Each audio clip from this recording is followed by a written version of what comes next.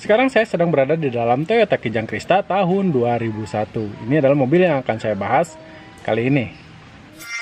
Ini adalah MPV super mewah dan paling diminati di zamannya. Bisa dibilang, ini adalah mobil sejuta umatnya orang-orang terdahulu. Keunggulan yang pertama, mobil ini diproduksi di dalam negeri. Mesin berkapasitas 2000 cc dan 4 silinder ini juga digunakan oleh Toyota Hilux. Wow!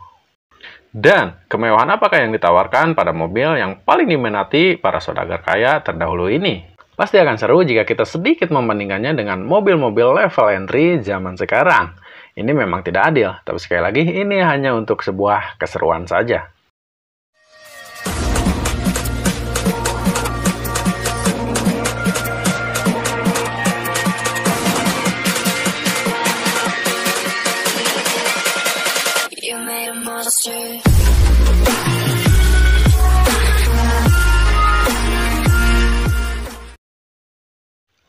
Mobil ini tidak tampak seperti sudah berusia 20 tahun.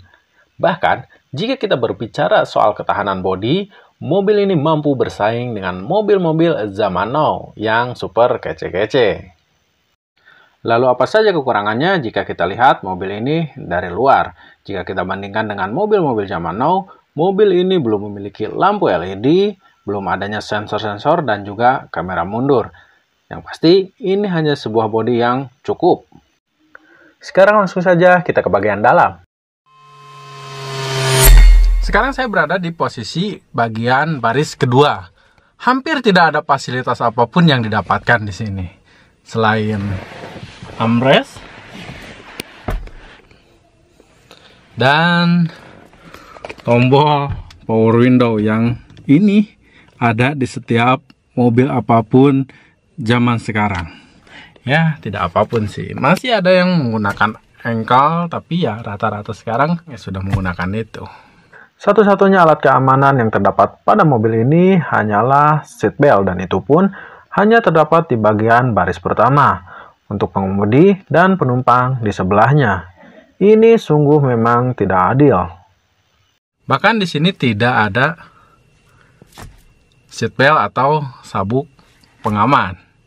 Kita ke bagian belakang. Dan sekarang saya duduk di baris bagian belakang. Lalu ada apa di sini?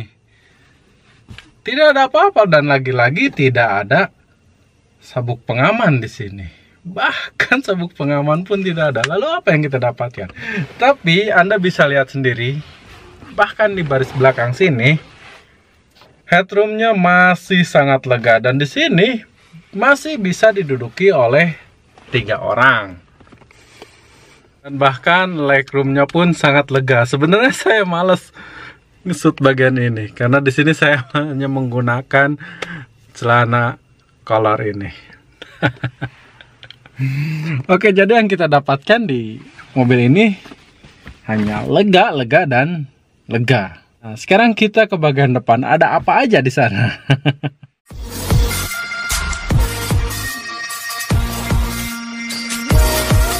Lalu apa yang kita dapatkan di bagian paling depan? Tidak ada banyak tombol di sini, kecuali tombol-tombol yang penting-penting saja.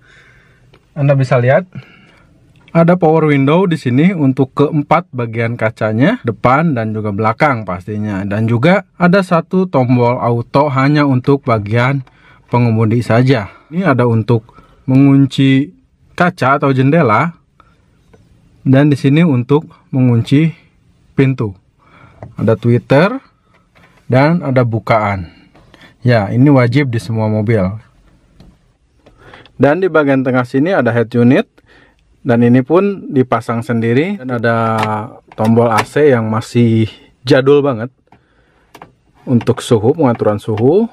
Dan ini adalah kisi-kisi AC. Lalu di sini ada untuk penyimpanan, bisa uang receh ataupun kartu e-tol. Dan ini untuk wiper bagian belakang.